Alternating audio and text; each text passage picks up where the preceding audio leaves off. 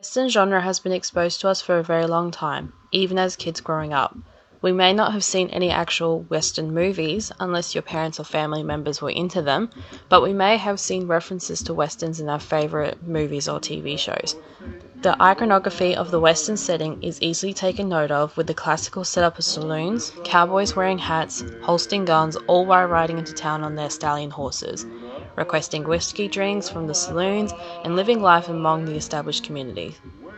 The film High Noon is an example of the classic Hollywood Western genre, and we will discuss as to why. Iconography is the visual use of images and symbol in a work of art. Art meaning cinematic films, television series, or artistic work. The use of icons allows us, as the audience, to recognize where the origin of the symbol has come from. For example, what makes a Western a Western? The first thing you think of is most likely the costume, the iconic cowboy hat, spurred boots, holstered gun, and how can we forget the chaps? In the Western setting, a cowboy's attire makes you realize that the film is a Western film. The use of costume is also used to identify the role differences between men and women. The men's attire is defined as more working class, whereas the women's attire is representative of the position they hold within the town, usually as housewives, teachers, or sex workers. But costume is not the only thing that identifies as the iconic Western genre. We also have the use of established civilization in an isolated setting and the use of mise-en-scène. As mentioned before, High Noon is a classic Hollywood setting of the Western genre, with its use of sets and the mise-en-scène such as horses, guns, and whiskey. The Hollywood Western icon, however, is not fixed and can be interpreted with different cultural meanings, all with different interpretations and values to demonstrate on screen. But the one rule that which applies to majority of Hollywood Westerns is that the town always represents civilization, whether it be newly developed or an established town. The town and the isolation that surrounds it is solely representing the story being told. The story being told in High Noon is of Marshal Kane, a man who was elected by his town to protect them at any cost.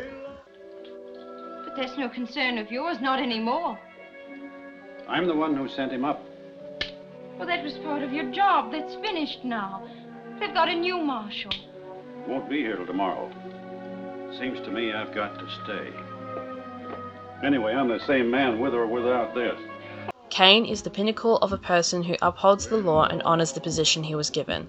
When the bandits he once arrested are returning to town, he begins to search for people to assist him to form a posse as an intimidation tactic towards the bandits. As he tries to rally people, the town betray him and refuse to help.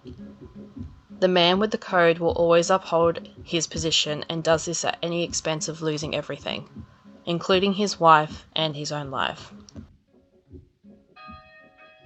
Reflecting on the iconography once again, the location of the Western town is established, playing into how the town possibly in its early stages struggled with the balance of good and evil, which required someone to correct that balance.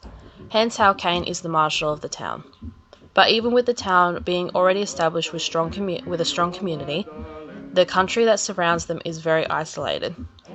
So when Kane calls upon the town and he is refused, he himself is as isolated as the town he protects, creating a symbolic narrative to enhance the dramatic events unfolding.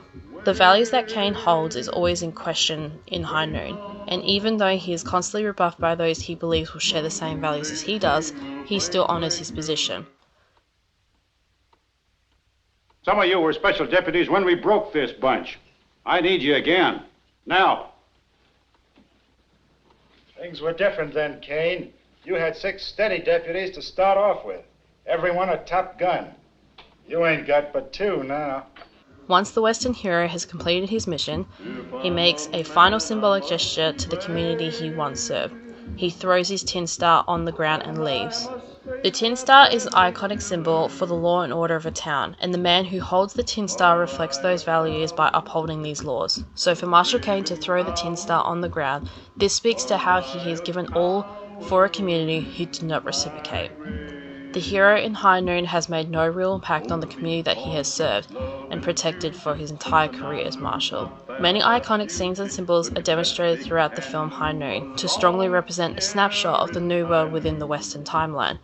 But as stated before, the Western genre is not fixed and it changes depending on how the story is being told.